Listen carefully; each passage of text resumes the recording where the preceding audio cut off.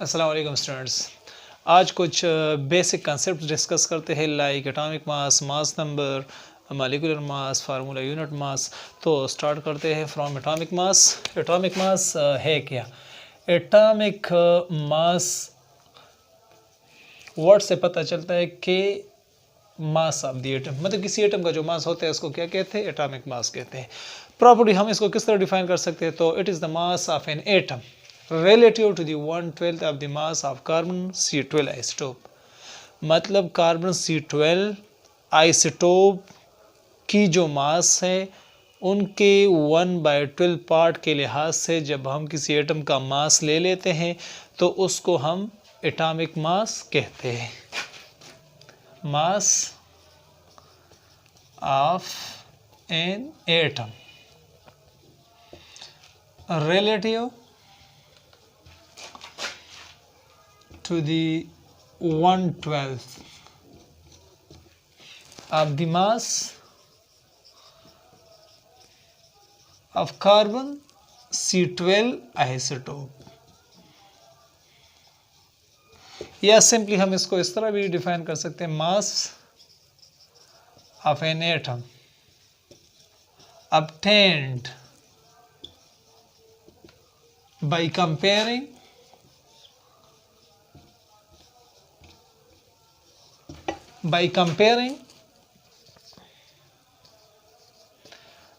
with the 1/12 of the mass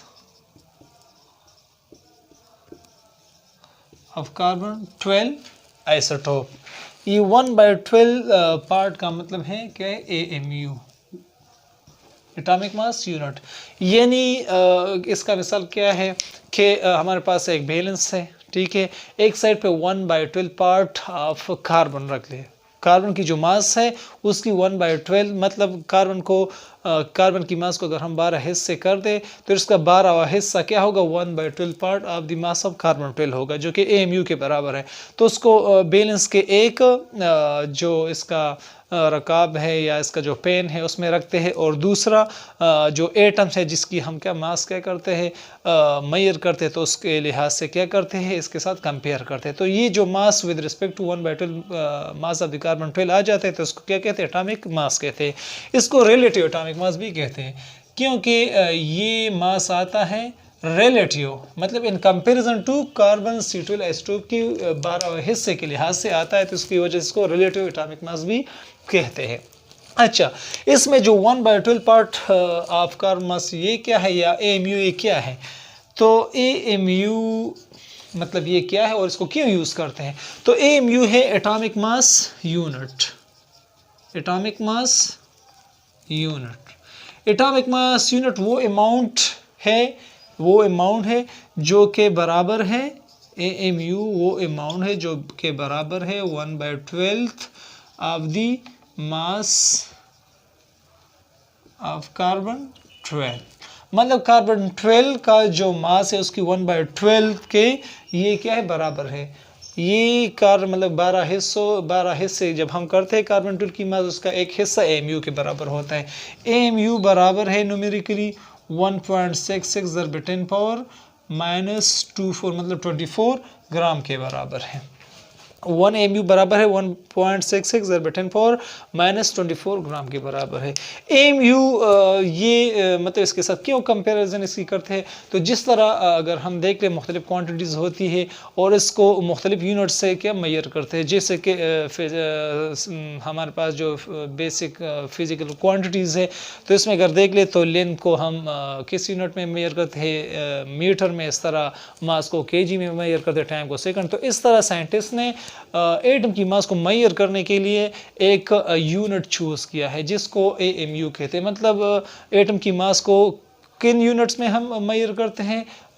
AMU के unit में, ठीक है। AMU एटॉमिक मास यूनिट की शक्ल में इसको हम क्या करते हैं? मेजर करते हैं। अच्छा, अब ये AMU 1 AMU is equal to 1.6 × 10⁻⁻24 gram के बराबर है। इससे हम एक इक्वेशन रिलेशन निकालते हैं। रिलेशन क्या है? 1 mu बराबर है 1.66 ज़रब 10 पावर -24 ग्राम की। अगर इसको हम इसमें इस रिलेशन ये निकाल दे तो बन जाएगा 1.66 ज़रब 10 पावर -24 AMU हो जाए। इस रिलेशन से हम क्या कर सकते हैं, अगर हमारे पास कोई भी मास उसको एमयू में मतलब लाना चाहते हैं, कन्वर्ट करना चाहते हैं, तो इससे हम कर सकते हैं। फॉर एग्जांपल इलेक्ट्रॉन की मास है तो वो एमयू में हम कन्वर्ट करना चाहते हैं तो 9.1 ज़रब 10 पावर -28 ग्राम क्या है इसकी मास है इलेक्ट्रॉन की ग्राम है, और इसको एमयू में कन्वर्ट करना चाहते हैं तो 1.6 ज़रब 10 पावर -24 से इसको क्या करते हैं डिवाइड कर लेते हैं। ठीक है, इससे आ जाएगा 0.005 AMU आ जाएगा। ठीक है, तो इस तरह कोई भी इलेक्ट्रॉन की प्रोटॉन की जिस चीज़ की भी मास हो उसको हम क्या कर सकते कन्वर्ट कर सकते हैं। ठीक है, तो ये था एटॉमिक मास और एमयू के हवाले से। अब एक नेक्स्ट है मास नंबर।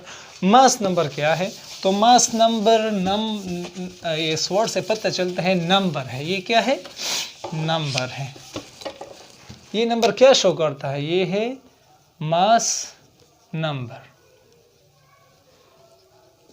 हमारे पास न्यूक्लियस में क्या होते हैं, प्रोटॉन होते हैं प्लस न्यूट्रॉन होते हैं, और बाहर क्या होते हैं, इलेक्ट्रॉन्स होते हैं। तो मास नंबर क्या होता है, it is the sum of the number of proton and neutron present in the nucleus of an atom. मतलब न्यूक्लियस के अंदर जो प्रोटॉन और न्यूट्रॉन है,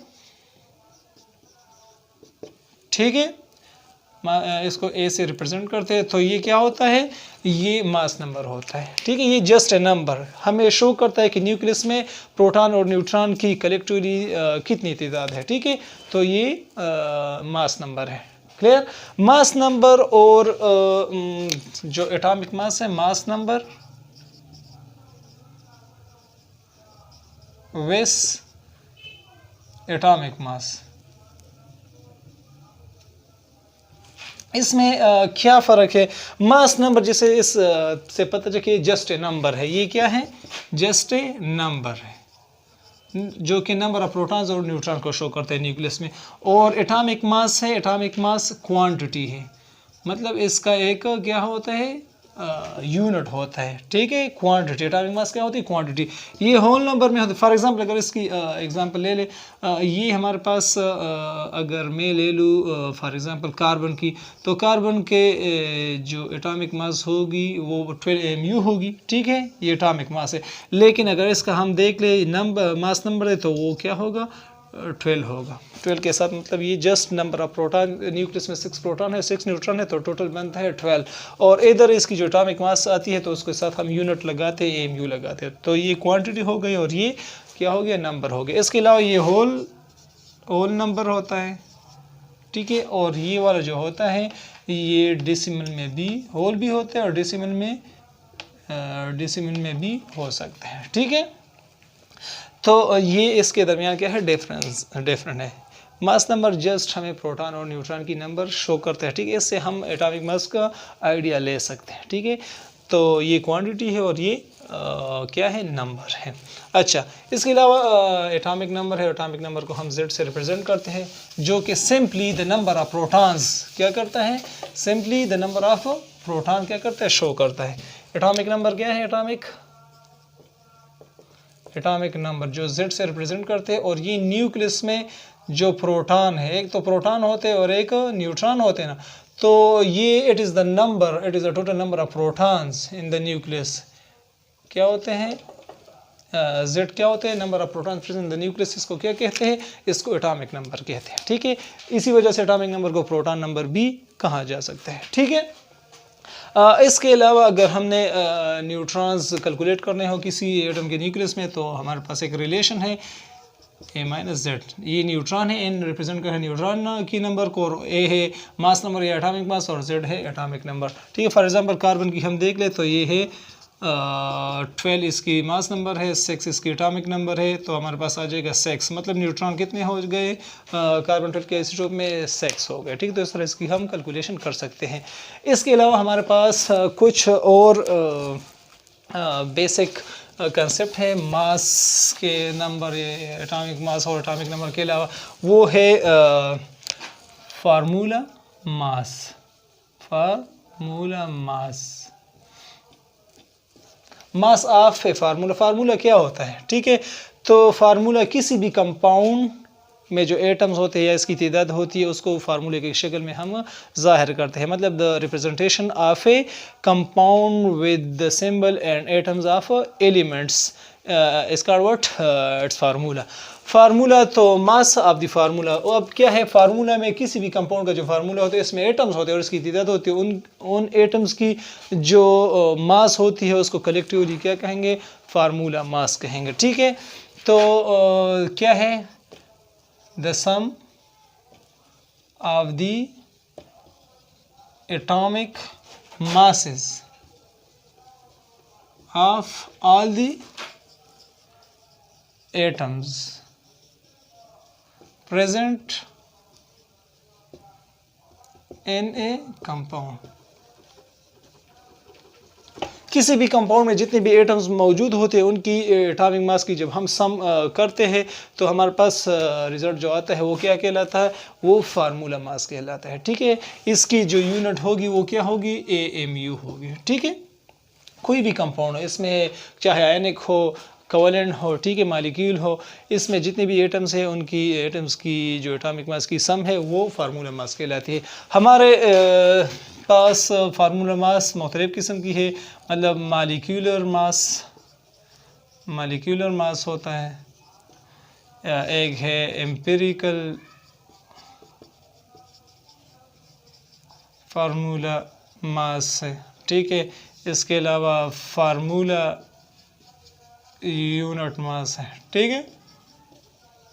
तो देख ले इधर हमने कंपाउंड यूज़ किया है, मालिक्यूल, फार्मूला, यूनिट, इसके लिहाज से अब हम इसकी मतलब बस एक एक वर्ड चेंज करके इसका वो डेफिनेशन बन जाएगा, कंसेप्ट बन जाएगा। फॉर एग्जाम्पल मालिक्यूलर मास, इधर फार्मूला मास, इधर मालिक्यूलर मास, मतलब it is the sum of the atomic mass of all the atom present in the molecule of a compound. Covalent compound में क्या होते हैं, मालिक्यूल होते हैं, तो उसके मालिक्यूल में जो जितने एटम्स होते हैं उनके एटॉमिक मास की सम को क्या कहेंगे, मालिक्यूलर मास कहेंगे। एम्पिरिकल फार्मूला मास, अब हमारे पास क्या होता है, एक होता है एक्चुअल फार्मूला होता है, एक एम्पिरिकल फार्मूला। एक्चुअल फार्मूला वो फार्मूला होता है जो एक्चुअल नंबर मतलब टोटल नंबर ऑफ एटम्स हमें शो करता है, ठीक है। फार्मूला क्या होता है, it is the formula which show the simplest ratio between the atoms in A compound. मतलब सिंपलेस्ट रेशो दिखाता है, ये जस्ट ऑफ एटम्स के बारे में बताता है, it doesn't concern with the actual number या टोटल नंबर ऑफ एटम्स, ठीक है।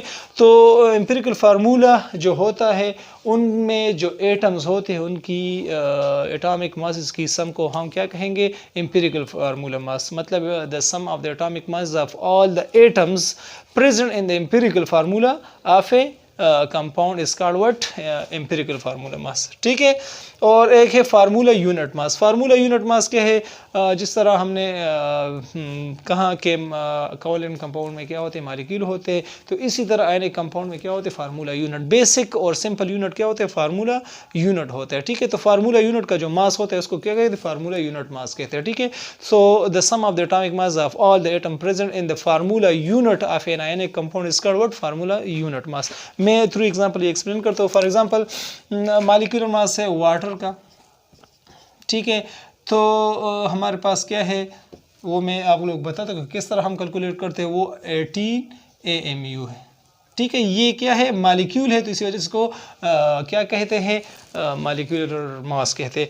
हमारे पास क्या है, एम्पिरिकल फार्मूला मास। अब हमारे पास अगर फॉर एग्जांपल देख ले C6H6, ये हमारे पास बेंजीन है, तो ये एक क्या है, एक्चुअल फार्मूला है, ठीक है। लेकिन इसका जो एम्पिरिकल फार्मूला है वो ये है, ठीक है। तो इसकी एटॉमिक मास जब हम इसका सम ले ले तो वो क्या होगा, वो होगा empirical formula mass. For example carbon की क्या है 12 है और ये इसका आ जाएगा क्या 13 आ जाएगा, क्या आएगा 13 AMU आ जाएगा, ठीक है। इस तरह फार्मूला यूनिट मास है। तो फॉर एग्जांपल हम लेगा टेबल साल्ट ले लेते हैं सोडियम क्लोराइड। तो सोडियम क्लोराइड में जो सिंपल और बेसिक यूनिट जो होता है वो NaCl है। मतलब सोडियम क्लोराइड होता है टेबल साल्ट का फार्मूला यूनिट। तो इसका हमारे पास जो मास आता है फार्मूला यूनिट मास क्या होगा, 18.5 AMU होगा, ठीक है।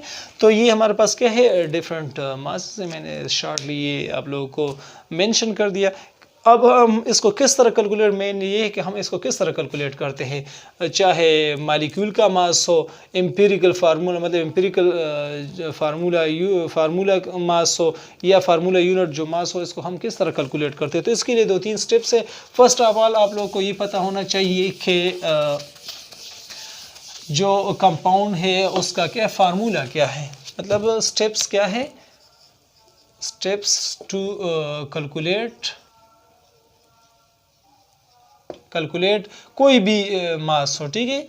फार्मूला मास मतलब मॉलिक्यूलर फार्मूला मास हो, फार्मूला यूनिट मास हो, या एम्पिरिकल फार्मूला मास हो। तो इसके लिए फर्स्ट स्टेप क्या है, मतलब आपको क्या पता होना चाहिए, determine formula of a compound, ठीक है, मॉलिक्यूल हो, कंपाउंड हो, जो भी हो। इसके बाद आपने क्या करना, multiply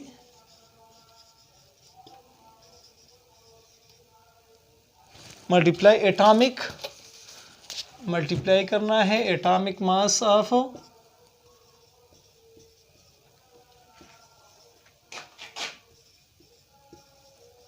an atom with its number, मतलब इसमें किसी भी कंपाउंड में जो एटम होते हैं उसका एटॉमिक मास उसकी तादाद के साथ क्या करना है, मल्टीप्लाई करना है, ठीक है। और लास्ट में जितनी भी क्या करना है, ऐड all the atomic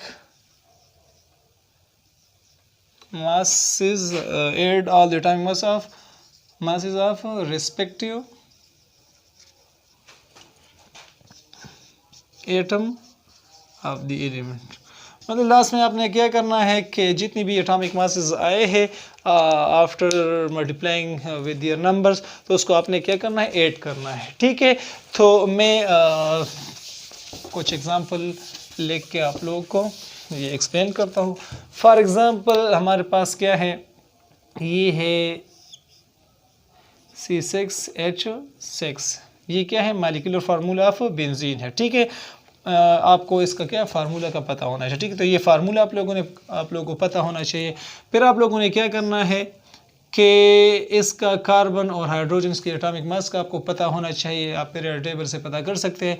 तो आप लोग इस तरह कर ले कि इसका जो एटॉमिक मास है वो इसकी तादाद के साथ मल्टीप्लाई कर ले, मतलब कार्बन के तादाद कितनी है, 6 है, और इसकी एटॉमिक मास 12 है। इसके दरमियान जब दूसरा एटम आपने अपने नंबर के साथ मल्टीप्लाई करना हो तो इसमें फिर प्लस लगाना है। 1 इसकी एटॉमिक मास है, या 1.008, सिंपली हम 1 लिखते हैं, और इसकी तादाद कितनी है, 6 हो गई। तो ये है 12 6 और 72 प्लस 6 आ गई, मतलब इसकी क्या है, 78 AMU, ये क्या है, मॉलिक्यूलर मास है बेंजीन का, ठीक है। ये इसका क्या मॉलिक्यूलर फार्मूला है, ठीक है, और ये एक्चुअल नंबर शो करता है। इस तरह अगर हम इसकी एम्पिरिकल फार्मूला ले लें, तो एम्पिरिकल फार्मूला है, सिंपलेस्ट रेशो है इसकी, तो इसको हम किस तरह करेंगे, 12 मल्टीप्लाई बाय 1, मतलब 1 इसकी क्या है, तादाद है, और 12 इसकी एटॉमिक मास है, जमा हाइड्रोजन की तादाद कितनी है, 1 है, और इसकी एटॉमिक मास भी 1 है, मतलब इससे आता है 13, 12 के 12 और 1 ये क्या हो जाए, 113 AMU हो गया, ठीक है। तो ये क्या हो गया, ये एम्पिरिकल फार्मूला मास हो गया, ठीक है। इस तरह अगर हम क्या दे फार्मूला यूनिट मास, तो आयनिक कंपाउंड्स का क्या करते हैं, फार्मूला यूनिट आयनिक कंपाउंड में होता है, तो इसी वजह से हम क्या करते हैं, आयनिक कंपाउंड लेंगे, ठीक है। तो ये इनिशियल टेबल साल्ट का फार्मूला यूनिट है, इसकी मास किस तरह कैलकुलेट करेंगे, सोडियम की तादाद कितनी है, 1 है, और इसकी एटॉमिक मास 23 AMU है, ठीक है। इस तरह क्लोरीन की जो एटॉमिक मास है वो है 35.5 AMU, और इसकी तादाद कितनी है, 1 है। तो ये हमारे पास आ जाएगा 23 प्लस 35.5 AMU हो जाएगा। अब इससे क्या आता है, 58.5 AMU हो गया, ठीक है। तो ये इसके स्टेप्स थे कि हम किस तरह इसको कैलकुलेट कर सकते हैं, ठीक है। और इसमें अगर किसी को प्रॉब्लम हो तो आप लोग कमेंट्स में पूछ सकते हैं। अल्लाह।